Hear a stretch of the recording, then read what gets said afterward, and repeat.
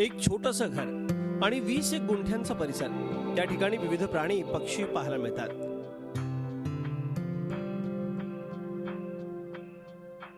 काही जखमी तर काही काळ हरवलेले कुत्रे, कबूतर, बदक, ससे, गाय, बैल, बकरी या साऱ्यांच्या शुश्रूषेत रमणारं जैन दाम्पत्य.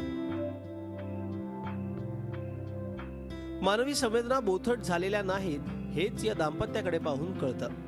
त्यांना आम्ही हातावर असं दूध घेऊन त्यांना असं ते दूध पाजत होतो आणि ते इतक्या ह्याच्याने ते पीत असतात की त्यांना असं वाटत असतं की अरे हे आपल्या आईसारखं आहे. आणि मी एक वेळ आम्ही जेवलो नाही तरी चालेल, पण ह्या केंद्रातले म्हणजे प्रत्येक प्राणी म्हणजे त्या प्रत्येकाला खायला घातल्याशिवाय मी झोपूच शकत नाही की अरे हा आज गोल्डीनी खाल्लं नाहीये, अरे आज सेवला दिलं नाहीये. तर त्या प्रत्येकाला ते सगळं बघावं लागतं. म्हणजे मला असं वाटतं की ह्या सगळ्या प्राण्यांची आई झाल्यासारखं मला वाटतं. महाडला आलेल्या पुरावेळी गणराज जैन यांनी अनेक प्राण्यांना जीवनदान दिलं. त्यातून मिळालेल्या प्रेरणेतूनच सफरची सफर सुरू झाली. आतापर्यंत अनेक कुत्रे, मांजरी, गायी, म्हशी, रस्त्यावर उडवले जाणारे, जखमी होणारे बैल हे ज्या पद्धतीने येऊन बरे होऊन गेलेत. आणि त्याच्यामध्ये माझ्यासोबत काम करणारे काही मित्र आहेत. सफर टीम आम्ही त्याचा उल्लेख करतो. तर त्या सफर टीमचा त्यामध्ये खूप मोठा वाटा आहे. सफरचा उपक्रम महाड आणि परिसरातल्या नागरिकांनी चांगलाच डोक्यावर घेतलाय.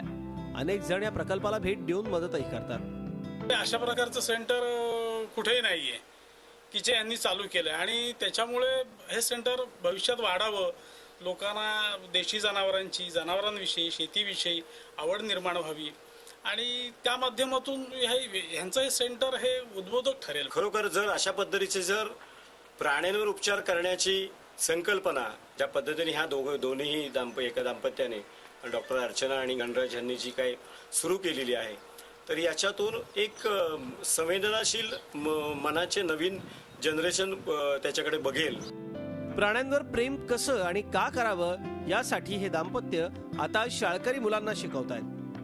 गोहत्या बंदीवरून देशात राजकारण पेटलेलं असताना महाडच्या या जैन दाम्पत्याचे प्रयत्न सगळ्यांच्याच डोळ्यात झणझणीत अंजन घालणारे आहेत. Praful Pawar, Zee media, Raigad. Zee 24 तास रहा एक पाऊल पुढे.